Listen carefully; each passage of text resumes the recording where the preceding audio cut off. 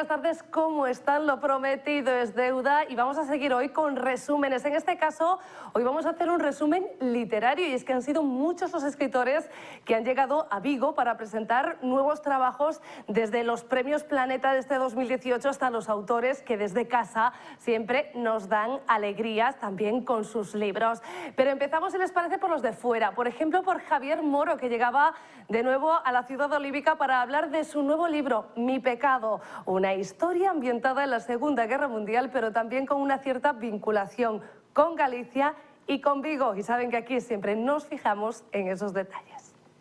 Es curioso cómo, a pesar de que la historia nos lleva a Hollywood, nos lleva a París, porque fue bailarina en las Folies Bergère, nos lleva a San Sebastián, donde ella nació, al Madrid de 1943, tiene un vínculo con Galicia porque a la altura de Cedeira, el avión que llevaba a Leslie Howard de vuelta a Inglaterra fue tiroteado por los cazas nazis y él murió.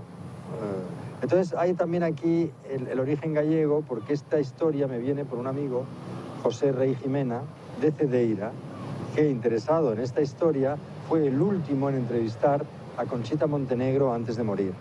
Y le hizo unas confesiones sobre su relación con Leslie Howard, el complejo de culpabilidad que la atenazaba, en fin, sobre diversos aspectos de su vida que formaron como una especie de misterio. Sabes que en el corazón de cada novela tiene que haber un misterio, ¿no? Y que cuando me las retransmitió a mí, me dieron esas ganas irreprimibles de intentar desvelar ese misterio. Empecé a tirar del hilo y descubrí una historia maravillosa, pero no una historia que había que inventarse, una historia casi que se escribía sola. El final de esta historia, que es un final de novela, de thriller, es el final real que ocurrió. Ahora retomo a Leslie Howard porque tiene un papel fundamental en esta historia, porque el Hollywood de aquellos años también tiene un papel importante en esta historia, como lo tiene la España de la posguerra, pero déjame hacer referencia también a esa referencia gallega, porque Vigo también aparece en este libro como vía de salida para los refugiados. Era la vía de salida que utilizaban los británicos. Había una ruta que se llamaba la Sunbeam, era la ruta, ponían los nombres de las rutas de escape a nombres de modelos de coches ingleses. La Sunbeam era Madrid-Vigo. Era la ruta que utilizaban para llevar a los judíos que estaban huidos y embarcarlos con rumbo a Sudamérica. Era todo digamos, el servicio de la inteligencia británica. Y lo hacían desde la cafetería Embassy en Madrid, cuya dueña, Margarita Taylor, un día llama a Conchita Montenegro para anunciarle que Leslie Howard, que ella no había visto desde hacía 13 años, volvía a Madrid. Y Conchita cree que vuelve a verla a ella, pero no, viene en una misión muy distinta. Y más sobre historias maravillosas y sobre historias reales. Santiago Posteguillo, ganador del Premio Planeta en este 2018, llegaba con su novela Yo, Julia, junto a Yanta Barili, finalista del mismo premio con su novela Un mar violeta oscura. Hablábamos con ellos de los argumentos de sus novelas y también de sus protagonistas.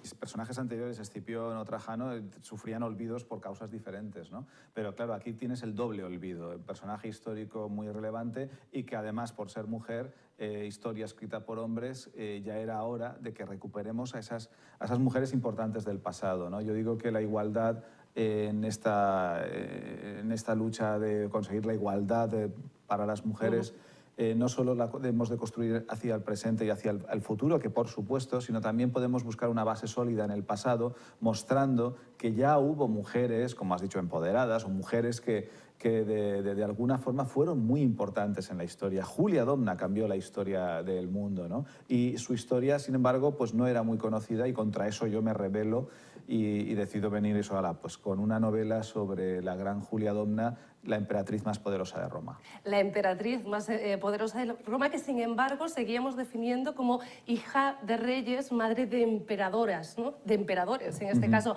La definíamos por sus ascendentes o descendentes masculinos, cuando ella fue toda una emperatriz que creó un... Por eso ya era hora que se la contara la historia desde su punto de vista, ¿no?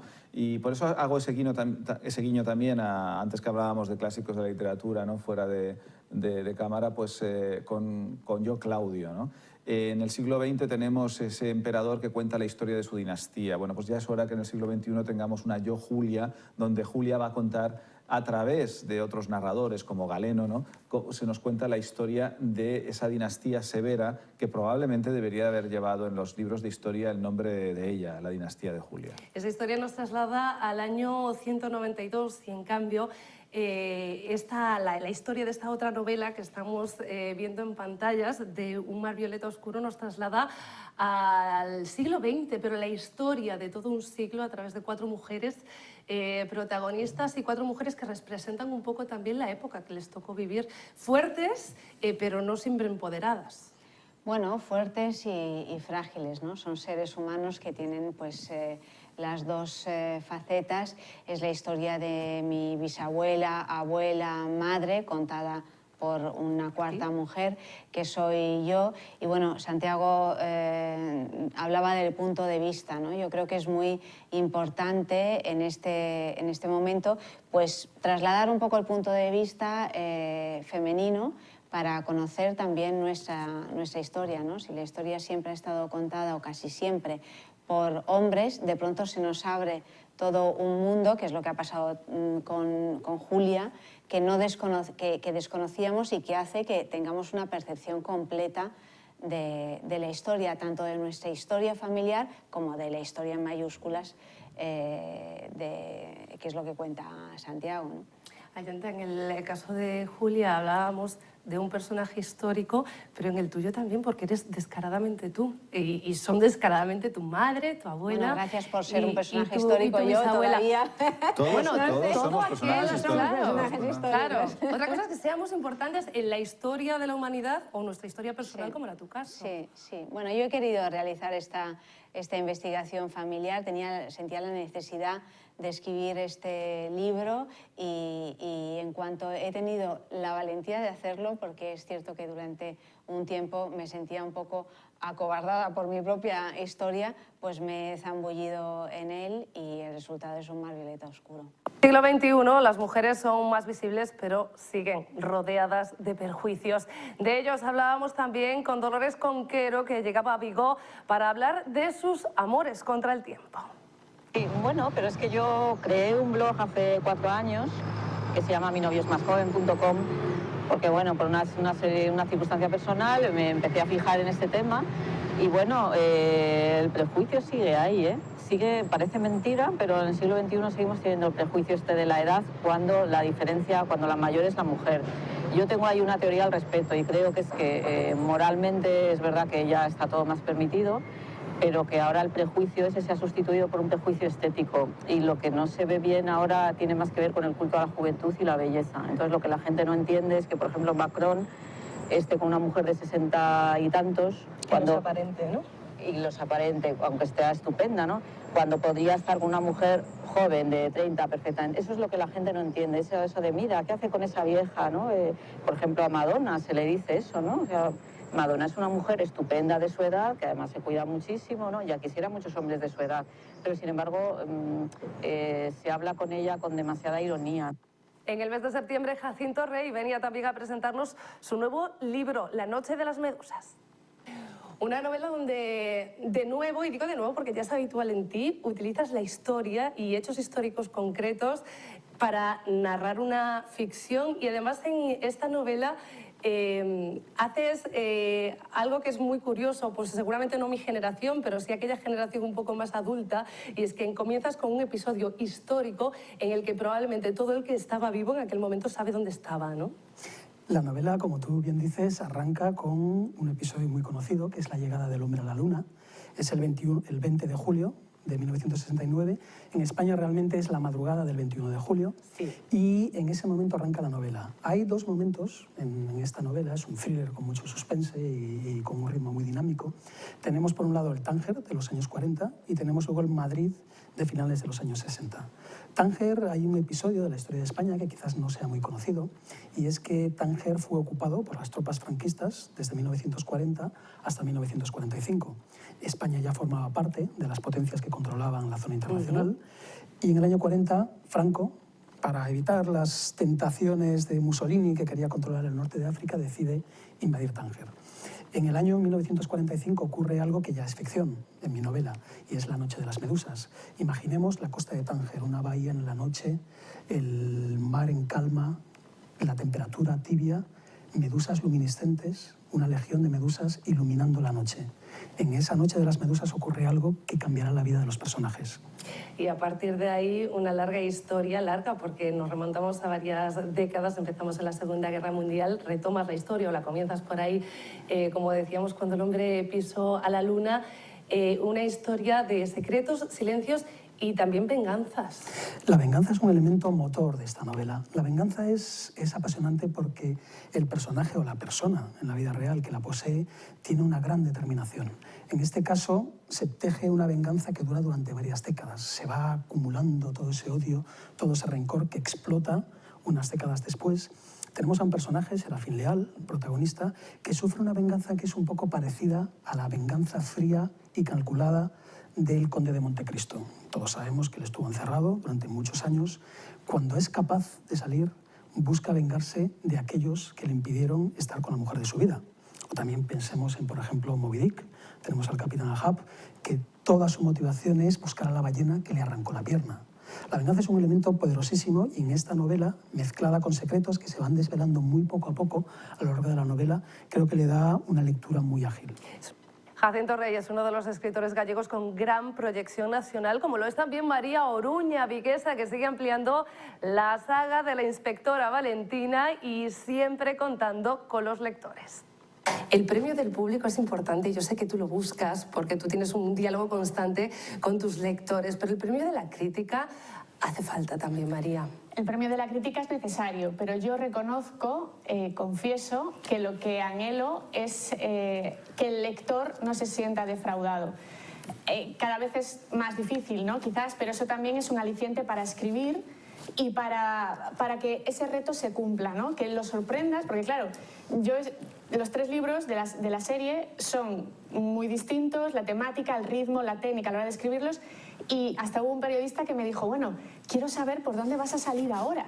Y digo, bueno, está bien que tengáis curiosidad, eso me gusta, ¿no? Pero sí que me gusta la idea de no defraudar al lector, y las primeras sensaciones que tengo con Donde fuimos invencibles son muy buenas, porque la media de tiempo de lectura son 48 horas. Esto me parece una pasada. Y seguimos con gallegos, éxitos de ventas. En este caso vamos a hablar de un lucense, Francisco Narla, que este 2018 publicaba Laín el Bastardo. Francisco, ¿cómo hubiera sido vivir en la Galicia del siglo XIII, ahora que tú la tienes muy fresca, después de toda la investigación que ha implicado tener que escribir este libro? Bueno, es muy diferente. Es difícil hacerse una composición de lugar porque hay cosas que nos parecen complicadas, como por ejemplo viajes así tan largos o demás, y no lo eran tanto. Recordemos que la primera escritora gallega de la que tenemos conciencia, de la que sabemos algo, es Egeria, la monja Egeria, que ya en el siglo IV fue hasta Jerusalén, volvió y lo dejó escrito en un diario.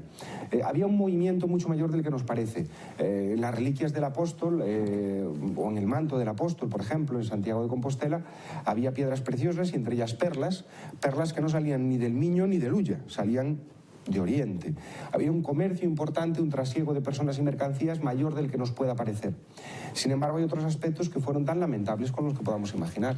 La vida, especialmente para los plebeyos y villanos, era muy dura. Estamos hablando de un sistema feudal, era muy complejo.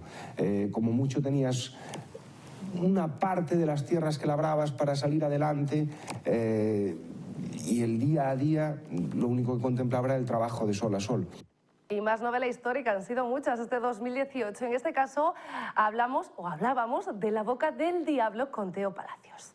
Me metí en la piel de Juan Lobo pensando qué ocurriría con un hombre que se marcha durante 3 años de su casa siendo joven, dejando un amor atrás en su pueblo natal.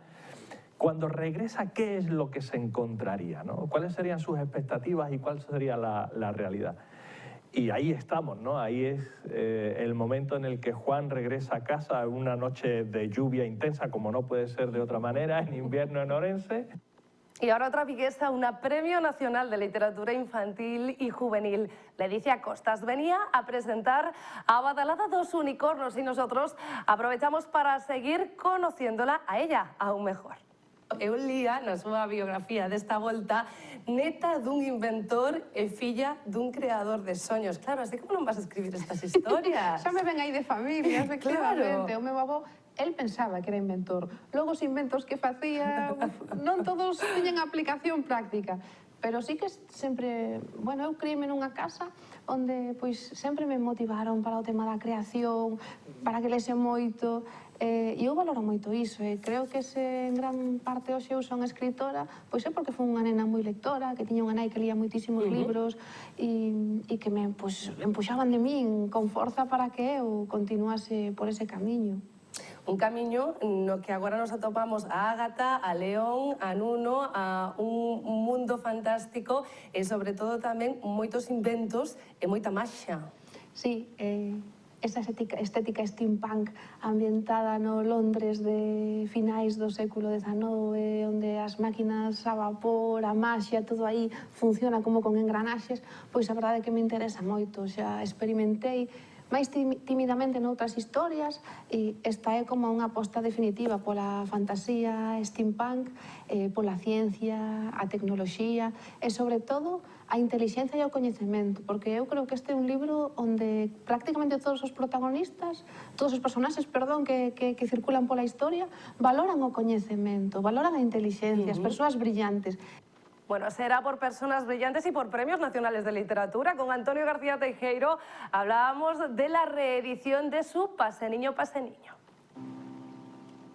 Busco na praia 3 caracolas, porque me sinto soa, moi soa. As caracolas serán de prata, quizáis de fume, tal vez de nácara.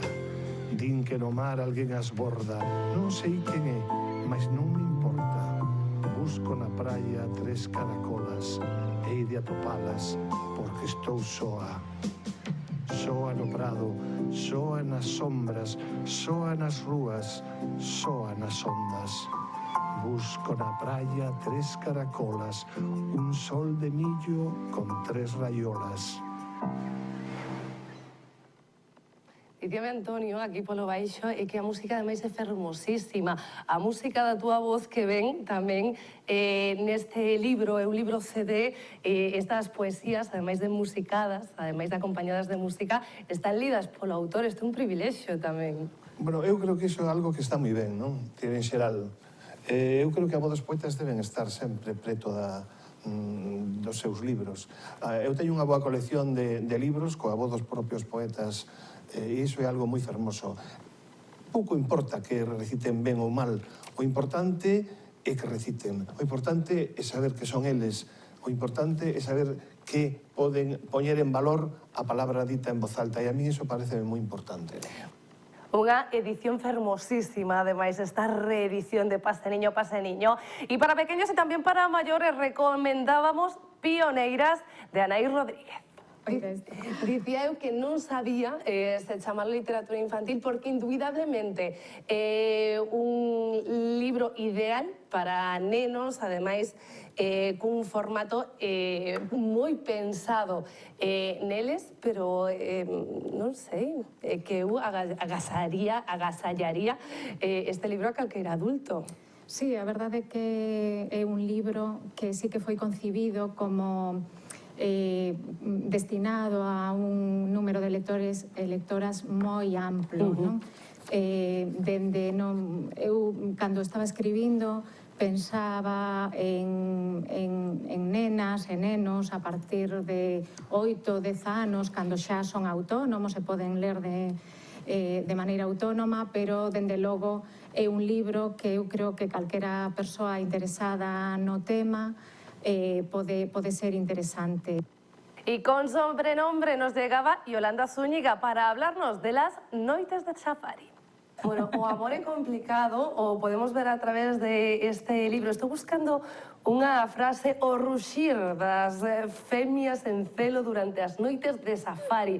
É unha frase, eu a verdade é que non era moi seguidora de este home que Yolanda atribúe a Félix Rodríguez de la Fuente, non? Nos vemos case nesa España profunda coas aves rapaces tentando ir de caza. Eu son animalista, vamos, anti-touros e todo isto, pero hai unha para a linguaxe da caza é algo que me parece tan brutal e tan forte que neste caso sí quería usalo, non? O asunto de depredar, sair a buscar, a depredar, e son moi fan, pese a todo, de alguén que non me marcou, bueno, a miña infancia, como a tantos e a tantas, que é Félix Rodríguez de la Fuente. E dixen, xa que se titula Noites de Safari, teño que facerlle unha homenaxe, sabes tú, que homenaxe tan esperpéntico todo, porque, bueno, que incluir unha frase deste xenio, que era o naturalista, Félix, claro. Y como un homenaje a Vigo y también a su abuelo, presentaba Pedro Feijóo su Camiñar o Vigo Bello. O libro é precisamente eso, é un convite a sair a camiñar na medida do posible, si sempre que sexa posible físicamente, sair, pasear, deixarse levar e, bueno, acabar convertíndose case en turista na túa propia cidade, non? Que é un exercicio, un xogo, pero é algo que a mí me gusta moito. A cidade está chea de marcas, de pistas, de secretos que están aí escondidos a vista de todos, en realidade, non? Ya lo saben, este libro se convertía en una sección que emitimos en este plató abierto todos los jueves, prácticamente a partir de esa entrevista, todos los jueves de 2018. Pero ojo, porque Feijóo nos visitaba de nuevo en verano con Sempiedade. La entrevista la hacíamos en Bouzas, donde su protagonista hace una pequeña parada. Como contaban outros libros, en Vigo sempre vamos correndo carrerilla para coller a seguinte costa, pois desta vez collín tanta carrerilla que xa botamos mando o coche, facemos unha parada aquí en Bouzas que, ademais de ser, bueno, agora parece esta outra cousa, unha vila un pouco máis deportiva, ademais de ocio, pero eu ainda recordo perfectamente cando non había nada disto. Bouzas era unha vila tamén canalla, nos que dormían pouco, unha vila na que non amanecía nunca. Bueno, apetecíame facer unha parada aquí. Como unha vila, por certo, de rúas estreitas de nomes de santos. Sí, rúas pechadas como puños. Sobre la dictadura argentina hablábamos con Ramón Nicolás, que presentaba tamén aquí, en plató abierto, o Lápiz da Noite. Torturas, coas detencións, coas persoas desaparecidas. Eu, a través desa personaxe en concreta, o que fago é poñer as cartas sobre a mesa respecto do que moitas persoas tiveron, lamentablemente, que sufrir. E daquela, esa visión que quixen reflectir a través da figura de Iria foi a máis dificultosa e incluso a máis dolorosa. Non quería tampouco expoñer na novela un texto de carácter tremendista, que non se puidese ler, sino que de alguna maneira moitos daqueles acontecementos están suxeridos, eu creo que enténdense por calquera lectora ou por calquera lector, pero sí que foron tal vez os máis duros, non retratar esa violencia a que algunhas persoas foron sometidas no tempo da ditadura militar argentina. Francisco Castro nos acercaba a la vida de un adolescente con parálisis cerebral, la protagonista de su Iridium. Que, como ela di no libro, ela non se queixa nin quere que ninguén lle facilite as cousas. E isto é algo que eu aprendín visitando Alento. Nos días en que ali estiven con todo aberto para que eu entrase nun obradoiro, noutro, preguntase, falase, anotase, impartín un obradoiro literario do que non creo que aprendesen nada. Eles din que sí, pero non creo que aprendesen nada, pero aprendín moitísimo. O que vin ali, sobre todo, é xente que é moi pouco autocomplaciente. É dicir, xente que ten claro o que lle sucede e que traballan arreo, traballan sen descanso e o mellor, o único que consiguen pasados moitos meses é mover un pouco un dedo. E iso é un traballo titánico, no que, ademais, normalmente o que hai é un sorriso. É moita loita, non? Ha sido sin duda un año de muchas historias interesantes y mucho aprendizaje también. Ha habido mucho más, pero lo que no tenemos hoy es tiempo. Además, saben que para mañana vamos a dejar otro resumen, el de las tomas falsas, y qué mejor que hacerlo un 28 de diciembre.